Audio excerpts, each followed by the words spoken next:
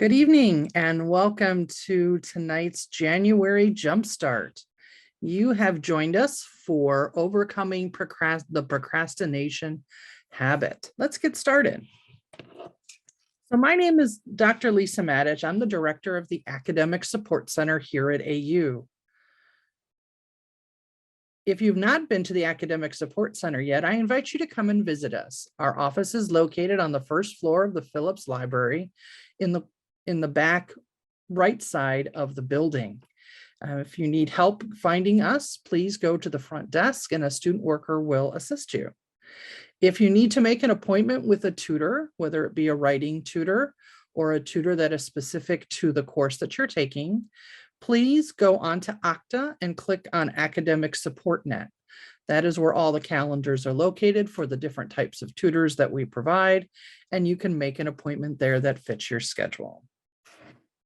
Okay, so let's talk a little bit about overcoming procrastination. So what we're going to do tonight is a few different things. First, we're going to talk kind of generally about procrastination and what it is. We're going to talk about what we do when we procrastinate, what's actually happening. We're then going to get into the why. Why do we procrastinate? We'll then talk about the procrastination cycle and why it's so hard to break. But then we're going to talk about some more positive things. We're going to talk about what works in terms of keeping yourself from procrastinating. And then at the end, we'll have some final thoughts and summary of what we've discussed. So no matter what people say, procrastination is not about being lazy. You will hear people claim that they do better when they procrastinate and work best under pressure. We're going to need to unpack both of these ideas today. One thing I did want to point out before we moved on is that you will see quotes throughout this presentation. I may not stop and read each of the quotes to you, but I wanted you to see what some famous people have said or written about procrastination and how it's affected their own lives. You will see comedians and famous writers with their thoughts on procrastination. So we're going to start off with a little Mark Twain, who said, "Never put off tomorrow what may be done day after tomorrow just as well." So let's talk a little bit more about what is happening when we procrastinate. So experts define procrastination as the voluntary delay of some important task that we intend to do, despite knowing that we'll suffer as a result. Procrastination is not waiting. It's actually more about delaying. It is a decision not to act.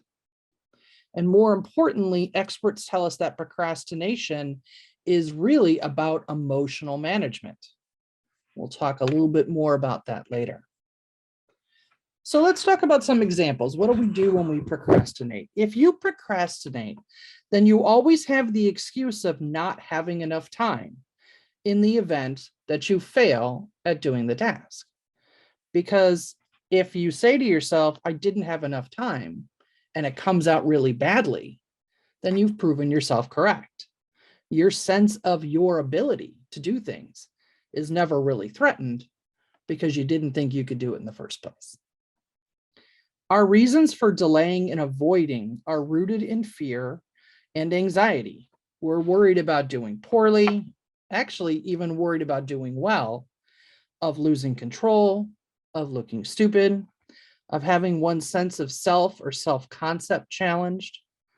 We avoid doing work to avoid our ability to be judged. And if we happen to succeed when we're procrastinating, we feel that much smarter. So for example, if you wait until the last minute to work on a paper and you actually get an A on that paper, well, then you feel pretty smart, don't you? Because even though you put it off, you still did just fine. Unfortunately, that's a trap. We'll have to talk about that. So with procrastination, what's really happening is that we're prioritizing our short-term needs over our long-term needs. And this is where emotional regulation comes into play. What we're doing when we procrastinate is actually kicking the can down the road. with the false hope that our future self will be in a better position to deal with the task. So I wanted to kind of get a little personal here, and I wanted to talk about my own procrastination problem with this presentation. I've been researching procrastination and the reasons behind it and this emotional regulation that we're going to talk about since November. I was excited to share this information with you during our January Jumpstart. I had bookmarked a bunch of things on my Chrome browser. I had articles highlighted. I had notes from books and other resources. I had handouts created by some of the writing tutors at the Academic Support Center.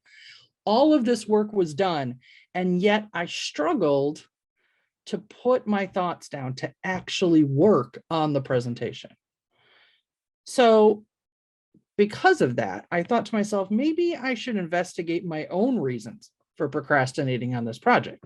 If the project's about procrastination, perhaps I should think about why I'm procrastinating. What I found was that I chose short, easy tasks to accomplish instead of working on this big task, this presentation. I could say at the end of the day, I did these 10 small things. Aren't I a good person? I congratulated myself on doing those 10 things. And yet I left this big task, this presentation, this high stakes task, because on Monday I had 430 people, and today I have 235, and I had 200 and something yesterday. High stakes, right? Lots of you out there. I was putting off tomorrow, or just I was putting off to tomorrow what I could do today. What I found was that I would rather have had that sense of accomplishment from those 10 smaller tasks that I did instead of actually tackling this larger project. I was not emotionally ready to fail at this task, and so I procrastinated. So putting things off as long as possible is probably familiar to many of us, but there's another aspect to procrastination. Fear of the unknown, of letting someone, most likely ourselves, down. There's a fear of failure. And this fear often comes at night. Be careful of panic-inducing nighttime talk that you do give to yourself, because everything is always more dramatic at night. All right, so I've come clean. Now it's your turn. Here's a quick poll. What I'd like you to do is choose one or more of these statements that tell me what your avoidance strategies are. TikTok runs out to be the beginning winner of this particular poll. Not surprising. I'm also guilty of that. Ooh, it's good to see some other cleaners in the group. I'm a cleaner. I wish my son was. Oh, sometimes their rooms look like a battlefield. Yeah. A lot of this is, obviously something portable, right? We can watch YouTube, we can do TikTok and Instagram, we can play video games, all that kind of stuff, all on our phone. So a lot of this is something that we can take with us at all times. Oh, napping. Yeah, napping's a good one. I'm tired. I'm going to take a nap. Yeah, that's a good, or I'm too tired to work on this. Anybody else have that conversation with yourself? So it seems like TikTok is the big winner at 74%. That's pretty significant, but I can see why, right? It's fun, it's easy, it's fast. They don't last very long, and we get something of value, right? Most of the time we're laughing at a TikTok, though not all, but we're entertained, and that's definitely a big part of it. All right, so we can see the results here. You can just see overall what everybody chose. So like I said, TikTok, big one, closely followed, well, not too closely, but followed by napping and YouTube. So I think those are both great things to think about here. All right, so what we're going to talk about now really is that what these strategies mean, what's going on here. I told you that one of my strategies is to clean, and that's pretty weird, right? Most people are not like, I'm going to clean. But when I have something big to do, that's usually where you will find my house to be the cleanest. I may not have cleaned out that particular closet in 10 years, but all of a sudden, with this presentation looming, that closet is really, really clean. And I took several bags full of items to Goodwill. So let's talk more about the emotional aspects of procrastination. I had mentioned this earlier, but let's talk more about this emotional regulation that's going on. So emotional regulation is how we regulate behavior and impulse control to achieve a task or goal. It's a habit. It affects everyone to some extent, and it's tied to the difficulty of managing our emotions surrounding the tasks that we have to complete. When we procrastinate, we're actually involving ourselves in something called a short-term mood repair. When we have big tasks in front of us, a lot of us go, ugh, and that's okay, totally understandable. But because we're kind of sometimes feeling a little overwhelmed or stressed or a little anxious, procrastination is a short-term mood repair fixer. It comes in and helps us. Here's some biochemistry for you. Did you know that when you do something you enjoy, you get a dopamine hit? But did you know that when you avoid doing something and choose to do something else you want to do, you are giving yourself that dopamine hit? So, for example, if you like TikTok, and a good chunk of us do, when you watch TikTok video, whether it's funny or sad or just somebody doing something, that gives you a little rush. That little rush is that dopamine, and your brain says, I like this. Dopamine makes me happy. TikTok makes me happy. And so when you avoid doing something and choose to do something else that you want to do, like watching a TikTok video, you're giving yourself that same dopamine hit. Procrastination makes us feel good because of those chemical feelings created by dopamine. To overcome procrastination, we need to understand that what we are doing is really attempting to manage our moods. We have to break ourselves of the procrastination cycle so that we have positive feelings when we don't procrastinate. We've got to get away from those little hits of dopamine. So let's talk about the procrastination cycle. As I mentioned, it's a tough one and it's hard to break. So this procrastination cycle, as you can see here, starts with we procrastinate. And after we get that short hit of procrastination and we get that dopamine hit from that TikTok video or the nap or whatever else we choose to do, we immediately will then feel guilty. We feel guilty because we know we should be doing something else. Then, if we feel guilty long enough, we begin to panic. And this is where that nighttime talk comes in, when you talk negatively to yourself. Oh my goodness, I got to get this done. I'm not doing it. What's going on? Then we start to make excuses. Well, I'll get to it, or I have more time tomorrow. And then all of a sudden, we're procrastinating again. And this cycle continues until we choose to break the cycle. Procrastinators carry accompanying feelings of guilt, shame, or anxiety with their decision to delay. This cycle is all about how we are feeling. All right, another poll. I'm going to put this one up. What do you tell yourself most often to justify procrastination? I have more time later. It's not really that big of a deal. I do better under pressure. Boy, we say that a lot, don't we? I have so much to do, this will just have to wait. But wait until what? What magical things, what moons have to align for us to do that project? How often do we put other people in front of what we need to do? Well, if your friend calls up and says they need me, you drop everything and go. And I'm not saying you're a bad person for doing that, but recognize that part of that is procrastination as well. And then, of course, one of the other ones that happens most often, it's not, oh, that one's misspelled. No wonder nobody was going to choose that one. It's not due yet. That's what it should say. It's not due yet, so I have plenty of time. Telling yourself you have time. All right, so two of the bigger ones, just the ones we mentioned at the beginning, right?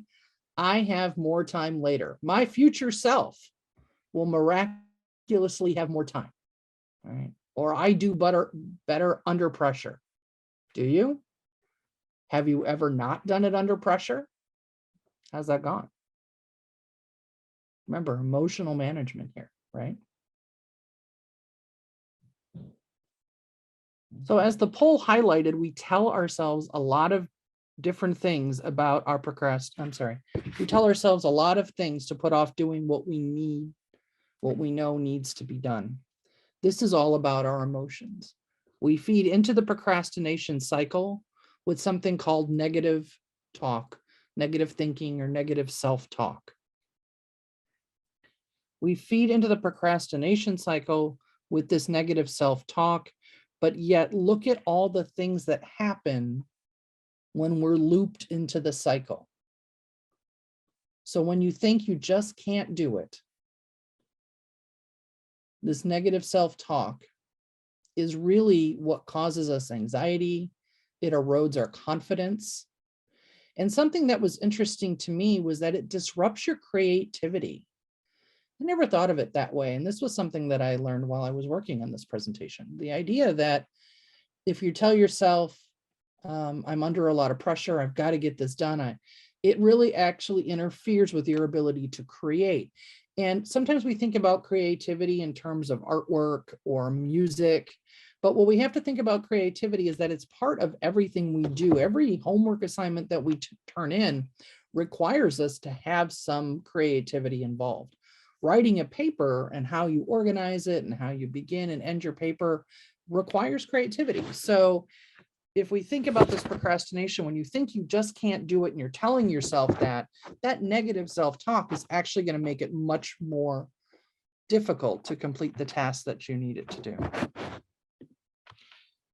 But one thing that a lot of us don't understand is that long-term procrastination actually has long-term effects on our body. We often, if you're a procrastinator, or what we like to call a chronic procrastinator, you do it often, you will find that you have problems sleeping. You will find that you may have bouts or increased bouts of depression. Again, you can get anxiety or increase the anxiety you already have.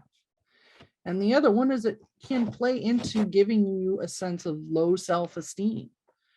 When you procrastinate enough, you think I just can't. Or look at me, I keep putting it off again. That's negative self-talk. That's the kind of stuff I'm talking about. That makes you feel bad about who you are. So can you see why time management may not be the answer to the procrastination problem? It's not that you aren't making time. It's that when you have the time, you're choosing to do something else. So I'm not telling you to throw your planners in the garbage or to stop making to-do lists. What I want you to focus in on the fact is that you still need to allot time to get things done. But now we have to have better habits during those times when you're supposed to be working. And we want to keep you, or we want to avoid procrastination during those times. So time management is different than procrastination. Procrastination is all about emotional management, how we regulate our emotions. But time management is about how we regulate our behavior and our impulse control to achieve a task or goal. A plan or time management makes you aware of what you need to get done and the time in which you have to get it done. You can rearrange things. Time management is about arrangement, right? Prioritization, figuring out what tasks need to be done first and in what order. And time management's also about adaptation. If something comes up, then making a move so that items still have the same amount of time allotted to it that it would have had the schedule gone perfectly the first time. Time management in itself is not a habit, but the actions that lead up to time management are. Procrastination is also a habit. It's something that you get into. Once you figure out that procrastination gives you something emotionally, you will tend to procrastinate more because everybody wants to feel good. Everybody wants that short-term happy feeling, right? So we need to talk about what works. We're going to take all that information about procrastination and what we're actually doing and feeling, and we're going to reframe it. So let's talk a little bit first about how we reframe procrastination. We know it's a habit. We know it has to do with our emotions. Can we reframe it so that we're getting a different outcome than kicking something down the road? So forgiveness and self-compassion. When you start to feel that either that you're going to procrastinate or that you have procrastinated, I want you to stop and realize what you're doing. Remind yourself that the thoughts that led up to your procrastination are really emotional regulation on your part. Forgive yourself for wanting to feel good and for wanting to procrastinate. Give yourself some grace. With that grace comes self-compassion, which actually increases your motivation. It also increases your feelings of self-worth and other positive emotions. See how we're looking for ways to regulate our mood without that dopamine hit that we get from putting things off? Let's talk about this next small step. Let's start the task that you have to do, the assignment, whatever task it is that you have to do. Start it. Even if it's the next smallest task, the next smallest step, ask yourself, what is it? What's the first small step that you need to take? We know from the experts that motivation follows action. If you take that first small step, you move forward, you will naturally continue to move forward. It's easier to move forward at that point. You've becoming motivated. So I like taking bigger items, bigger tasks, and chunking them into smaller bits and bytes. And that's because if they're in smaller pieces, then it's easier to see what that next small step is. And all of a sudden, you'll find yourself doing 2 or 3 in a row without even realizing it because you have propelled yourself forward. So let me give you an example. You've got a paper due, right? The first next small step, or I should say the next small step that you have to do, you've got to open a Word document or a Google Doc and put your name on the paper. That's it. There, you've started your essay. Next small step. You will then realize that that step is over. You'll feel good about that step being over. You'll motivate yourself to start the next step. The other part I wanted to talk about with reframing procrastination has to do with removing roadblocks. Procrastination is, it's a complicated thing, right? You need to actually create barriers to keep yourself from procrastinating. So you want to remove roadblocks. Now, let me give you an example. Let's say you decided that you're going to start going to the gym in the morning. The problem is, and I apologize for the dogs barking. If you can hear that, somebody rang the doorbell. If you get up in the morning and, well, you want to go to the gym, right? How many of us roll out of bed and go, oh, I don't want to get up this early. Oh, now I have to go to the gym. I really don't want to do this.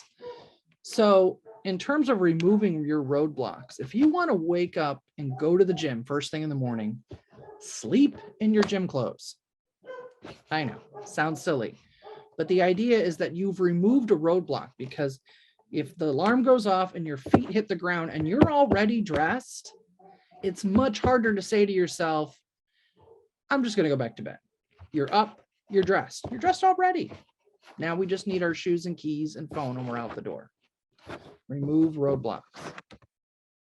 Last part here I want to talk about are things called keystone habits. Keystone meaning that something that's at a point. right? So you want to do things each day to start yourself off in the right mindset. I want you to learn to control your emotions right from the start of your day.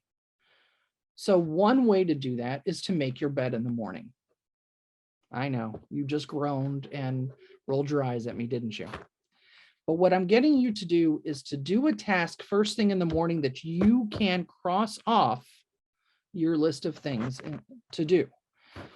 You cross something off at the beginning of the day, it will give you that dopamine hit we've been talking about, that same dopamine hit that you enjoy from procrastinating and going on TikTok.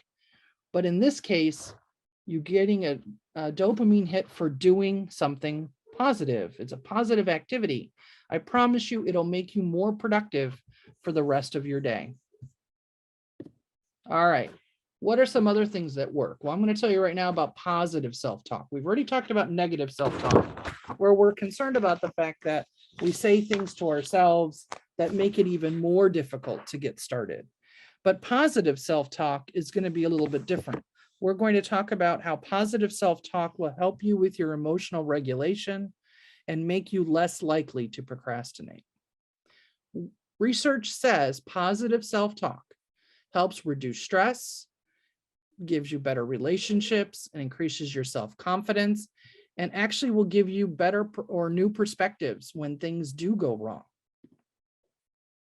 All right, so I chose a sentence here that we're going to break down and talk how we can change this negative sounding sentence to a more positive sounding sentence that's going to help. All right, so this sentence may not be exactly what you're thinking about, but I'm sure you've said something similar to yourself. So I have to finish this long, important project. It should already be done by now, and I need to plow through it. So we're going to take these two sentences and kind of break them up a little bit. We're going to break them up into these 6 sections. And we're going to talk about how we can take that language and turn it into something positive so that at the end, you're actually feeling better about the task at hand and be less likely to procrastinate. All right, so the first phrase that the sentence says was, I have to. And instead of saying I have to do something, is that makes us feel like there's a burden, right? When you say I have to, it's generally not a happy thing. I have to go get ice cream. I don't know how many of us say that. I'd like to say that more often, but I have to. I'd rather us start thinking about terms of I choose to or I get to. Do you see how choosing and getting are more positive? So what you need to do when you're thinking about reframing this particular type of talk to yourself, think about when you are negatively speaking about a certain topic or task. And when you realize you're negatively speaking about it, stop and think about what are you actually saying? What emotions are coming with the words that you're saying? And then turn it around and say, what is a more positive thought that I can give myself? I have to, I choose to.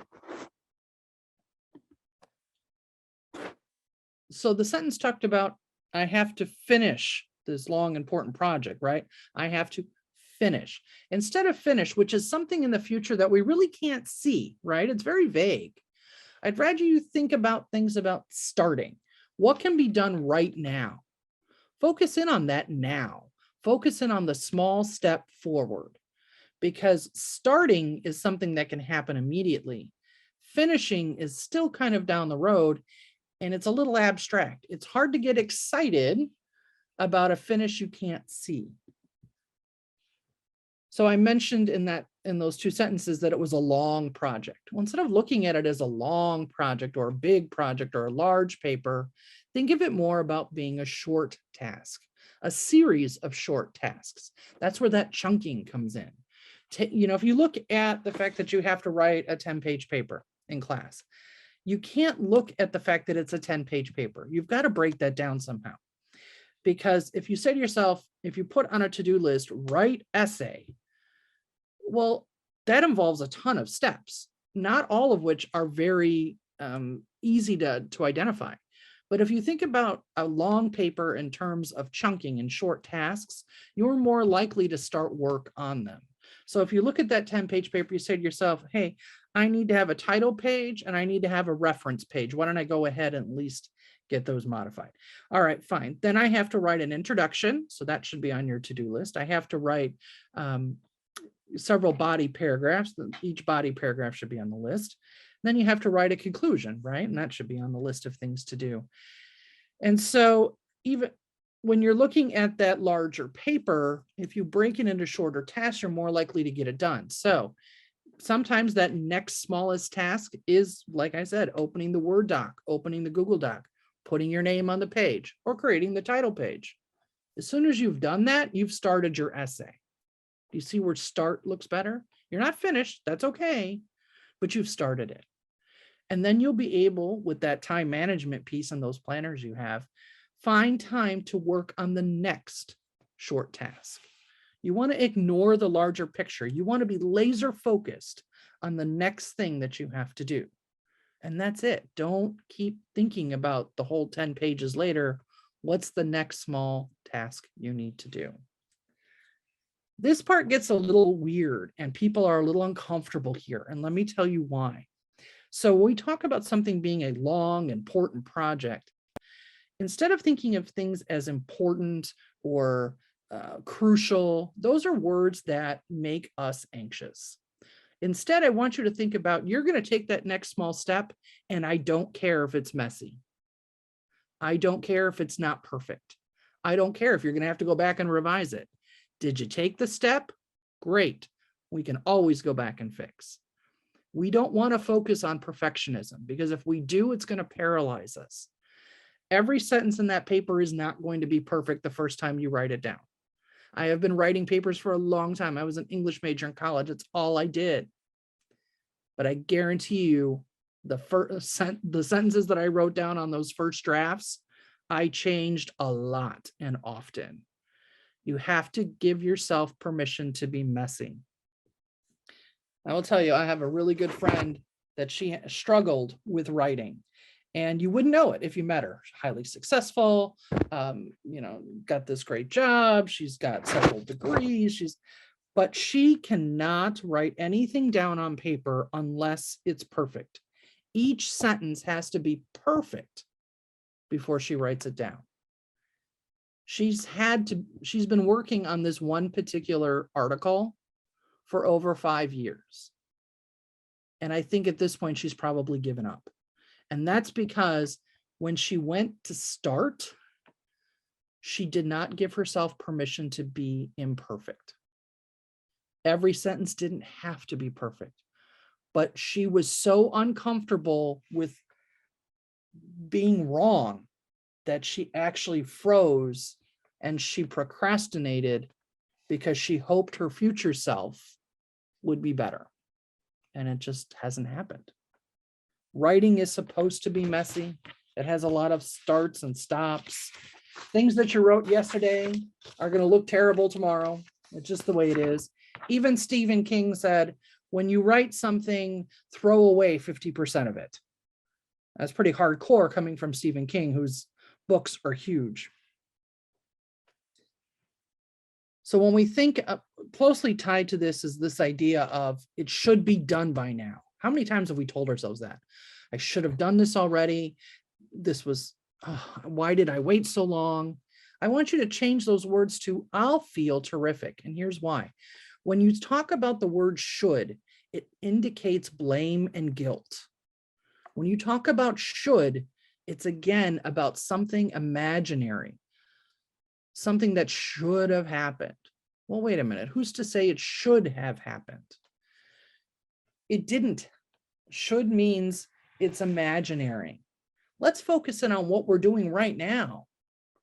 That's reality. We got to focus in on that.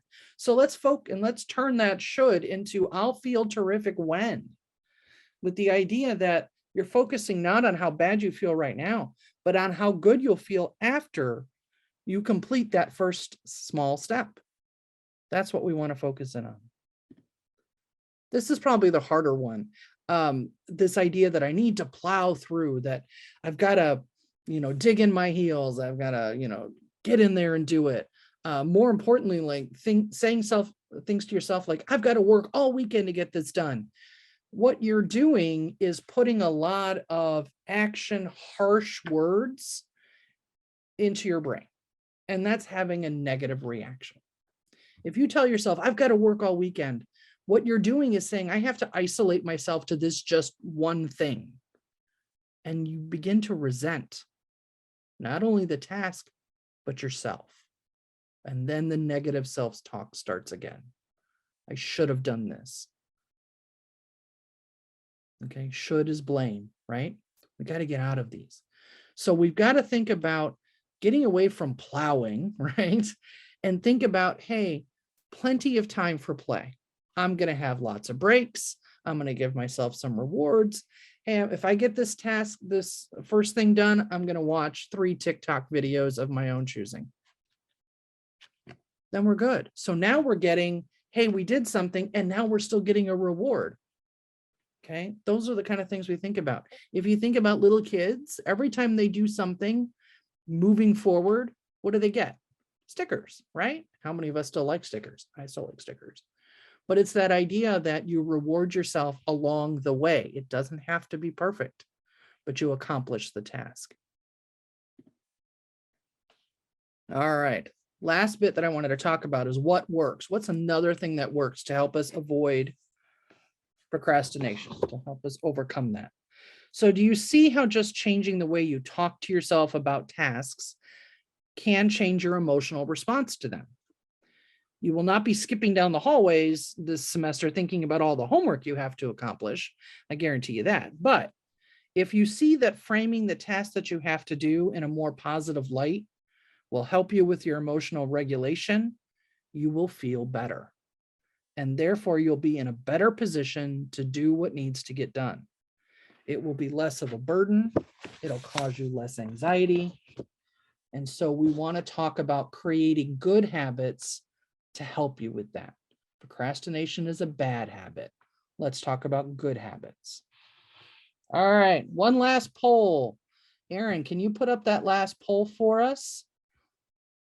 All right, it's an easy question. Yeah, tough day. This is always interesting to me. And while you're doing all this and making your choice there, I'm going to tell you, my dad was in the Army. And so even if I didn't want to make my bed, when you live in a military house, you don't have a choice. And he was one of those people that came and took the quarter and bounced it off your bed and made sure your sheets were nice and tight. Let me tell you, they never bounce real well for me. I don't know. I can make the bed. I just couldn't make it those super tight corners, but I also am not very good at wrapping gifts. And I think it's the same skill. Just saying. All right. So most of us so far are in the no and sometimes category, and that's okay. I'd be surprised if 95% of you said, yep, I get up every morning and make my bed. It's okay. My husband does not make his bed, and we sleep in the same bed. It's very confusing. I make my half, and he doesn't make his. So if you come into our bedroom, it's weird. But it's just part of that day. All right.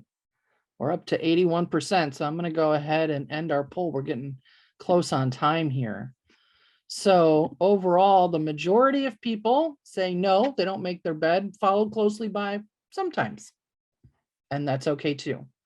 So you're all doing well. So why are we talking about making our bed? Oops. The key here is that we know we need to work on creating good habits, and making your bed is a great new habit that I'd like you to think about doing for 2023. And we're going to talk more about why these good habits work. So I want you to think about the type of person you want to be. It's a new year. Somebody on the radio said it's 23andMe this year, which of course, a lot of people know 23andMe from the DNA testing, but I guess they're naming this year 23andMe, which I think is pretty cool. So you can begin taking small steps today to reinforce who you want to be by the end of 2023. For some of you, graduation's looming, right? You want to be a college graduate. by the end of this semester or by the end of December.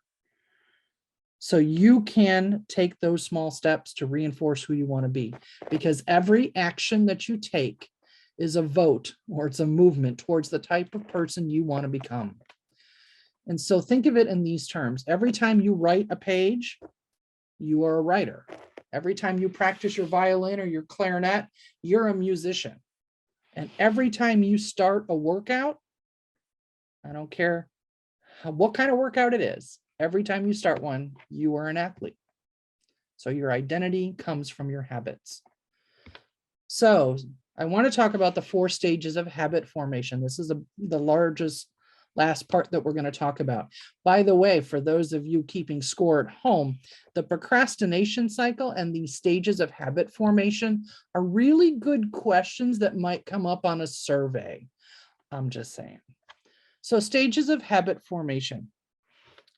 The first one is, I should say habits that are either good or bad are formed. They don't just appear.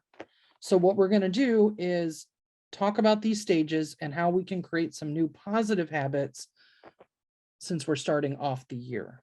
So the first stage is a cue. The cue alerts your attention to a habit and promises a new reward. It triggers your brain to initiate a behavior. Your brain is anticipating or predicting that there'll be a reward once an action is performed. And once a habit is formed, it's very unlikely to be forgotten.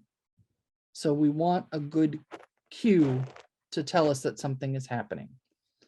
Okay. The next stage of habit formation is this craving. So the cue tells us there's going to be a reward. Craving, and what we do for this stage is we have to make it attractive. The cue is the first indication that we're close to a reward. This starts the craving. And I don't mean necessarily like you're craving food, but I mean craving meaning that your brain says, I really want that reward. How are we going to get that? And so without motivation or desire, we don't act. Okay. You don't want to turn on the TV per se. You want to be entertained. The reward is entertainment. The cue is seeing the television. The craving, I see the television. I really do want to catch up on those shows. And then you get to this, make it easy to perform. I keep the remote in an area where I can see it at all times, or I'm not digging through the couch looking for it. And then the reward is to make it satisfying. I want to be entertained. Similarly, if you think about it this way, in the morning, you don't want to put on makeup or do your facial routine. That's not the desire. The reward is to make yourself feel better, to better your appearance, to make you feel more confident. That's the reward. But the cue is you're in the morning and you look at the mirror, and if you have all of the things that you need close at hand to do those things, you're more apt to do that habit. The key too is that if you connect a habit with something you already enjoy, it's easier to put into action. So you can kind of bring them together and call it like a temptation bundle, bring different things together. You can also create a ritual. This is another way to create a habit. So create a ritual can help and make a difficult task more appealing. So you just get into this habit. So for example, brushing your teeth. If you hate brushing your teeth, find a toothpaste you like. And then all of a sudden, it's a little more attractive, right? A little craving. If you play your favorite song while you brush your teeth, now again, that creates a craving. You know that at the end, you'll have listened. The reward will be clean teeth, and you'll have had a little bit of fun. Okay.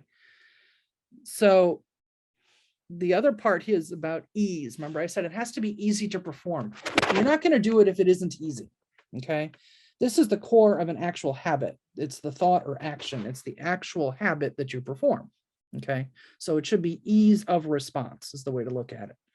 So if the action requires more effort than you're willing to expend, you won't do it. The other thing, though, is that you don't want to try too hard. If you can find new ways to make the habit easier to start, it's even more helpful. So the different ways you can get it to work, that helps.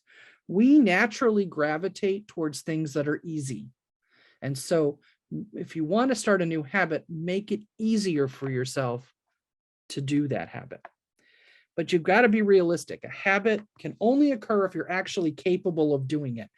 If you want to dunk a basketball, but you aren't tall enough to reach the hoop, you are out of luck, and that is not a habit you're going to be able to do. So realize that habits should be of things that you are capable of doing. Oh, and I skipped already. I apologize. Last one, reward. So the actual thing at the end that you want, the response that you do, that ease of response, that response has to deliver a reward. Remember, the cue is about noticing the reward. The craving is about wanting the reward. And the reward does two things. It satisfies us, and it also teaches us. For a moment, the reward gives you feelings of contentment and relief from the craving.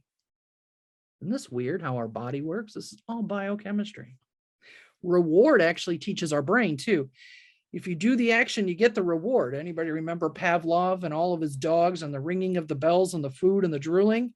Really, your brain is constantly thinking about your environment. What actions satisfy your desires? Which ones bring you pleasure? Your brain gets feedback from all of these actions, and feelings of disappointment and pleasure are stored in your brain, and your brain evaluates those actions. It wants you to continue to do things you get an emotional high from and stop doing the things that you get nothing from. So the reason procrastination works is that you are getting some high, we know now it's dopamine, from avoiding. And that's why it's a difficult habit to break. All right, if you can maximize all four of these steps, you can turn it into a habit. Without a cue, the craving, and the ease of response, you will not take an action. And without all four of these stages, the action is not going to be repeated. It won't become a habit. Remember, we want to form new good habits to replace our bad habit of procrastination. All right. Here's our last quote for the evening. Procrastination is like a credit card. It's a lot of fun until you get the bill, right? We constantly put it off. We're getting a lot of that there. My goal today is that you have a better understanding of why you procrastinate. Hopefully during our time together, you have found some real steps you can take to reduce your procrastination habits. And remember, as you practice not procrastinating, and as you practice forming new habits, give yourself some grace. Have some self-compassion. It's hard. All right, little summary here before. So we now know that procrastination means we're putting short-term needs first. We want those quick and easy dopamine hits, however we can get them. And so we put those things first. So things that take longer, or long-term tasks, or long-term projects, or long-term goals, they're harder to get excited about, to get that dopamine flowing. We have to work at it.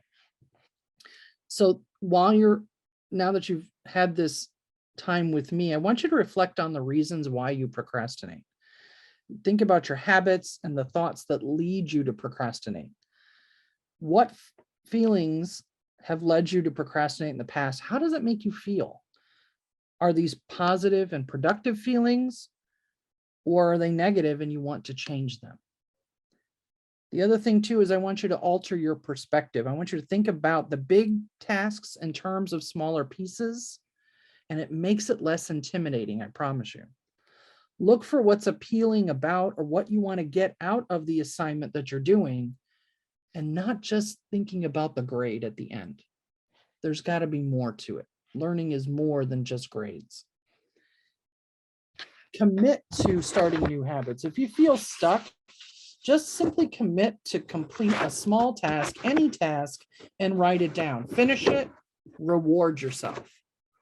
Write down on your schedule or to-do list only what you can completely commit to. And if you write it down, follow through no matter what. This is a habit for you to start. Writing it down, following it through. By doing that, you'll slowly rebuild trust in yourself that you will really do what you say you will do, which so many procrastinators have lost. Focus on what you want to do, not what you want to avoid. Where are your goals here? Think about the productive reasons for doing the tasks by setting positive, concrete, meaningful learning and achievement goals for yourself this year. Be realistic. Achieving goals and changing habits take time. Don't sabotage yourself by having unrealistic expectations that you can't meet. Some things are, like I said, just out of our control. So think more practical. What are things that you can do right now that will be helpful? And create new positive habits and be realistic. That's what we want you to do moving forward. And don't forget about good, positive self-talk. Notice how you're thinking and talking to yourself. Talk to yourself in ways that remind you of your goals, and replace those old counterproductive habits of that negative self-talk. Instead of saying, I wish I hadn't, say, I will. Reframe the conversation with yourself. Well, I want to thank you for joining me today. I know this was a long session. I hope you found our time together useful. If you have any questions or would like to hear more about how we can help at the Academic Support Center, you're welcome to make an appointment with a tutor using Academic Support Net on Okta. You're also welcome to email me directly. I will be here for a few moments to take a few questions before we sign off. Please make sure to answer the survey questions that will come in the email on Friday. And don't forget, make your bed. Thanks so much. Erin, let me know if there happen to be any. We had one that just asked if there is 2 papers due at the same time at the end of the semester. Do you have any suggestions on how to help with that? That's a tough one because that's pretty true. I was an English major and I pretty much only had papers due at the end of the semester. It's kind of a combination of things. That's going to do a little bit of time management. You need to see how long it's going to take you. So you need to look at the length of the paper, the amount of research that needs to go into it. And you're going to have to block time further out. You need to write papers, start working on papers at least 2 to 3 weeks in advance. So if you've got 2 papers going at the same time, you're going to need to start both of them earlier than what you think. And I always suggest coming into the Academic Support Center. You can talk to us and brainstorm on more than one paper. So my suggestion is come in, brainstorm, figure out what your outlines are going to be for both of those papers. And then depending on which one or what parts might be shorter, you want to tackle things first, right? Like we just said tonight, taking that next short step. So figuring out that you may feel like I can't do both papers simultaneously. That's okay. Maybe one paper is the first week and week 2 is the second paper. So the papers may be going on at different times. You may be hitting smaller goals within each paper at different times. But the idea is to make sure that one, you do block time to get things done that's realistic and reasonable. And if you're not sure how to do that, again, come see us. We can help you kind of strategize how to do that even before the papers are due. And then for yourself to kind of avoid procrastination is saying, what are the next small steps I can take in each one of these papers to keep propelling me forward? Because that's the key, right? Movement forward is what's going to help you continue with your creativity. It's going to continue with your motivation to finish the task. So yeah, that one really is a kind of a combination of knowing when you have time and getting things done to reward yourself. Another question was, any advice for someone with ADHD? That's a really good question, actually, because ADHD is a big part of the conversation when it comes to procrastination and time management. What we do know about ADHD, at least what the research tells us, is that people who suffer from ADHD, either in small amounts or in large amounts, don't have that same emotional regulation that or same biochemistry. And so procrastination may be the loop, that feedback loop in your brain about what feels good and what not doesn't always work the same way. So if you have ADHD, you have to just kind of be more hyper aware of what you're doing. The rewards to give yourself at the end may have to be more significant. You probably will have to give yourself a lot more rewards than someone who doesn't have as many issues with ADHD. And that's because, as you know, if you have ADHD, that it's that inability to kind of focus, because what we want to do is much more appealing than what we're currently doing. And so it almost is taking that next small step to the extreme. So every time you do some even minor step in the direction of getting something done, you reward yourself.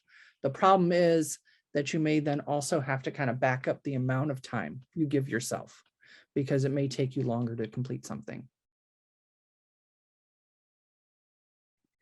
That's it, Lisa. I think we're, oh, wait. How do I overcome chronic fatigue to complete assignments? My tiredness often interferes with getting through classwork. Hard to focus and think of written responses. Okay. So that one is going to be a lot harder, because you probably also suffer similarly than ADHD. It's almost the other way around, right? In that, you know, sleep, and you're dealing more with a medical thing when you have that kind of chronic tiredness. That's going to, my suggestion first is to make sure you're checking in with your health provider that there's not something else going on, because sometimes that could be a chemical thing that you may want to have someone look at and to kind of help you out. The thing that you may want to keep in mind, though, is your biorhythms. When are you more productive during the day than not? You will find that some people wake up in the middle of the night and have like an hour where their brain is just kind of on fire, and they get a lot of things done. And so when your roommate or your friend is studying and you are exhausted at that time, that may not be the optimal time for you to study.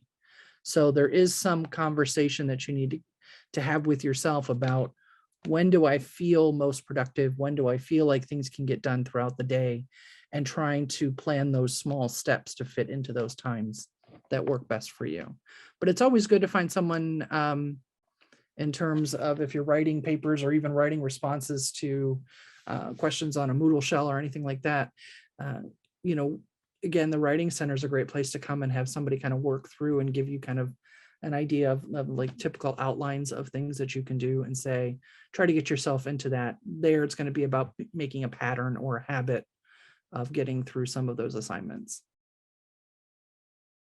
I think that's it, Lisa. All right. Thanks, Erin. And thanks to all of you, especially those last 63 of you sticking out here at the end. So I appreciate it. Have a wonderful night, and looking forward to classes on Monday. Thanks.